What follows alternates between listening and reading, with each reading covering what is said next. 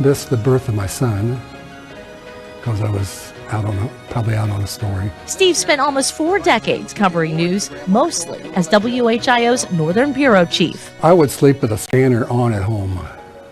And so if I would hear something that would wake me up and it was, something I needed to go, if it was 3 o'clock in the morning, I rolled. I had almost 40 years here. Plus when I was a kid, like hanging out in the studio. This is my place. Another person who found their place at WHIO is Becky Grimes. Becky started at WHIO Radio right out of college, then switched to TV. I feel like I grew up at Channel 7 in many ways. I was 21 years old when I started, and I spent 40 years within radio and TV. Becky's path would take her into management and the I-Team. She retired in 2018. Jim Otte joined WHIO in 1988 as a reporter for the Ohio State House, but his passion was NewsCenter 7's I-Team. The mission was to get to the bottom of an issue, to follow the facts wherever they lead, and to stick with it. Jim spent 43 years holding people accountable, fighting for change, and helping folks get what they deserve. Very nice lady from Xenia. I found her $20,000. Within 6 months, she had that money in her bank account. Here, let's talk to Mike Campbell real quick. Mike has been following this story for all the past week. Mike Campbell has worked both behind and in front of a TV camera. We're talking about 2,500 charges. He joined the team in 1985. Mike is one of the most experienced reporters in the Miami Valley, currently covering crimes and courts. Live, local. Good morning, it's 4:25. I'm Letitia Perry. Letitia Perry joined WHIO in 2001. With a background in Dayton radio, the Trotwood native was familiar to TV viewers. Letitia started her WHIO journey as a reporter, but quickly moved to the anchor desk. Letitia worked evenings with both Jim Baldridge and James Brown. Now she wakes up the Miami Valley each weekday morning on NewsCenter 7 Daybreak. We've been working breaking news for almost 2 hours. That voice became a WHIO staple in 2002.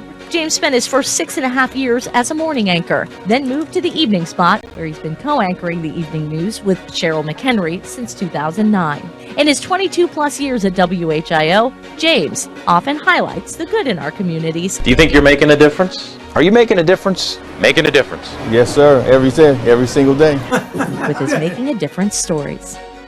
From Cinderella stories to championships, we've seen it all in sports. Coming up, we'll take a look at the biggest sports stories WHIO has covered over the last 75 years. Plus, wild weather in the Miami Valley. How Storm Center 7 has kept you safe the past 7.5 decades. Happy 75th anniversary. That's a big one to WHIO TV. From your friends here at CBS Mornings, you got lots of friends. We're wishing you many, many more. Happy 75th anniversary, WHIO TV, Channel 7. Like Tony said, it's your anniversary. 75 years serving the Miami Valley. Happy anniversary, WHIO TV.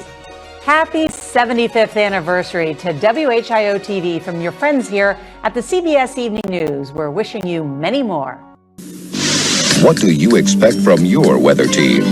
Commitment to track ever-changing conditions and give you fair warning before the weather becomes a problem.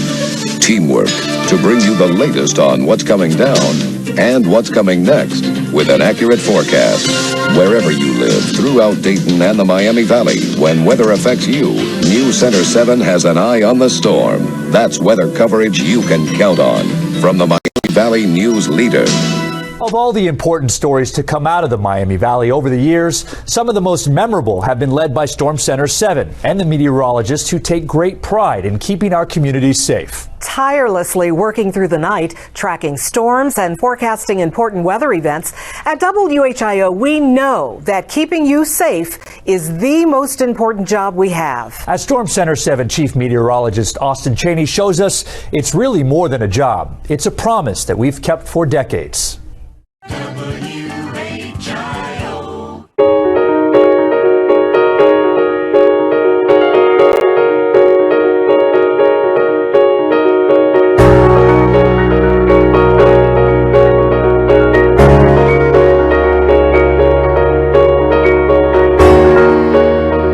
The Miami Valley has faced severe weather, snowstorms, and historic flooding over the past 75 years. And through it all, WHIO was there to help you make it through. Just 1 year after WHIO hit the airwaves in 1950, the Dayton area was digging out of the Snow Bowl. Ohio State and Michigan played for the Big Ten Championship in blizzard conditions. Over a foot of snow fell throughout much of Ohio, paralyzing the Dayton region for days. One of the worst weather days in Miami Valley history struck on April 3rd, 1974. An F5 tornado tore through the city of Xenia, killing 30 people. From WHIO's Instant Weather Radar Station. WHIO weatherman Gil Whitney was the first to alert the public of the tornado using the first and only weather radar in Dayton. He identified a hook echo and knew that meant trouble. In the central Greene County, this storm is severe, a massive storm. The track indicated by the hook in radar screen is Gil's live tracking of the storm undoubtedly saved countless lives. Then, just 4 years later, January 26, 1978, one of the most memorable storms to strike the Miami Valley, the blizzard of 1978. Gil Whitney and many of the WHIO staffers lived at the station for days. The day still holds the record for the most snow in a 24-hour period in Dayton at over a foot. Snow drifts reached 25 feet in spots. The National Guard had to come in to assist, and for the first time since the Great Flood of 1913, the mail was not delivered in Dayton. Then, in 2008, a bizarre weather situation struck. Who could imagine a hurricane wreaking havoc as far inland as Ohio? On September 14th, Hurricane Ike blew in, producing near hurricane force winds. Thousands were left without power for weeks. Extensive tree and power line damage added to the devastation. 6 years later, in 2014, the Miami Valley experienced a 1,000-year flood event when torrential rainfall flooded I-70 in Huber Heights. Floodwaters reached 4 feet in some spots, trapping drivers along the highway. You need to be in your safe spot, absolutely, at this point. In more recent times, Storm Center 7 guided you through a generational severe weather event. The deadly Memorial Day tornadoes of 2019. 15 tornadoes tore through the Miami Valley in one night. What I saw was my call when she started tearing up. Yeah, I knew it was ongoing in the Miami Valley, and this is a dangerous situation that has been ongoing. I'm sorry, I'm getting choked. The first things I thought of was war zone, because it just looked like somebody just took a bomb. The strongest of which, an EF4 tornado carved a 20-mile path of destruction from Brookville to Trotwood into Dayton and Riverside. It was warning after warning, tornado after tornado, eventually leading to 15 confirmed tornadoes in the Miami Valley. Damages were estimated up to $1 billion. And who could forget the days leading up to Christmas in 2022? Temperatures dropped from the 40s with rain to -9 degrees and blowing snow. Dayton recorded nearly 4 inches of snow with that storm. Wind chills dropped to -38 and roads remained iced and snow covered for days. When it comes down to it, we live in a part of the country where extreme weather can happen at any time of the year. And as we have through the past 75 years, Storm Center 7 will have you covered before, during, and after the storm.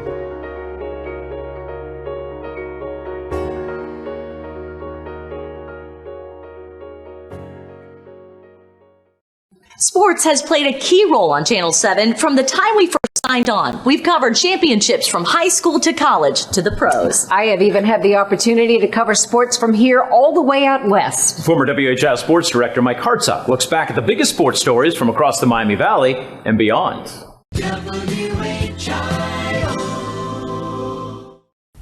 hustles down court. The midline, the chap. Whether you play a game or just watch, sports is all about passion, and nobody has more passion in the Miami Valley than Dayton Flyer fans. WHIO TV was the television home of the Flyers for more than 60 of our 75 years. In my 4 decades, we've covered the Flyers twice in the Elite Eight of the NCAA tournament.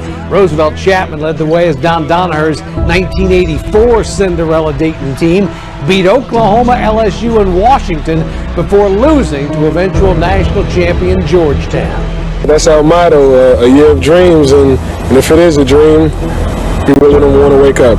In 2014, Archie Miller's guys opened with a last-second win over Ohio State, then beat Syracuse and Stanford before falling to Florida. And who could forget 2020, when the Dayton Flyers were slated to be a #1 seed in the NCAA tournament. I still remember that day in Brooklyn, New York, when the A-10 tournament was just minutes away from tip-off. Then the news broke. The A-10 tournament was canceled, and by the end of the day, COVID-19 had claimed the entire NCAA tournament, ending one of the Flyers' best seasons on record and leaving fans to wonder what might have been. Some things are bigger than basketball. You know, most of our thoughts are with our players and with the coaching staff and everything they've done up to this point. Clearly a very tough day. Just down the road in Cincinnati, the Reds have won 3 World Series titles since we first signed on the air. The Big Red Machine went back-to-back in the mid-'70s.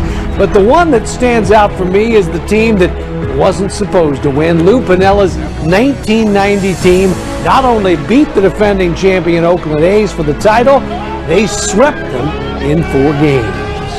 It's been a roller coaster of emotions for Reds fans, though. Rock bottom came in 1989 when Pete Rose accepted a lifetime ban from baseball for gambling on the game. Yeah, I got all the hits and scored all the runs and won all the games. I can't really worry about something that's not in my control. The Bengals have been to the big game 3 times, twice against the same opponent with the same result. Since he lost to San Francisco 26-21 in Super Bowl 16 in Pontiac, Michigan. It was deja vu all over. 7 years later, Joe Montana led the Niners to a go-ahead touchdown in the final minutes of the game. The Bengals, once again on the wrong end, 20-16 in Super Bowl 23 in Miami. On play action. It wouldn't be until Joe Burrow got drafted by the Bengals in 2020 that the team would eventually see another Super Bowl. 2 years after joining the team, Burrow and the boys headed to Super Bowl 56 in Los Angeles against the Rams. With 1:25 left in the game, the Rams scored the go-ahead touchdown. Burrow got the ball back, but the Bengals couldn't convert. The Rams beat Cincinnati 23-20. I'm proud of this team. We made it to the Super Bowl. We proved so many people wrong. This team has heart, and we're only going to get better from here on out. Then the next year, Burrow would once again lead the Bengals to the AFC Championship game, only to lose to Patrick Mahomes and the Kansas City Chiefs. When it comes to sports in the Miami Valley, though, nothing got me more fired up than covering our high school teams. This fall, WHIO TV will be celebrating 35 years of Touchdown 7. Technology is ever evolving, and we're constantly staying on top of what's new. We'll take you behind the scenes to show you the upgrades we've seen in the last 75 years and how it's impacting storytelling every day. And for years, the NewsCenter 7i team has been dedicated to investigative journalism. A look at the difference our reports have made here in the Miami Valley, across Ohio, and all the way to Washington. To our friends at WHIO Channel 7, congratulations on 75 years of service to Dayton. Happy anniversary, guys.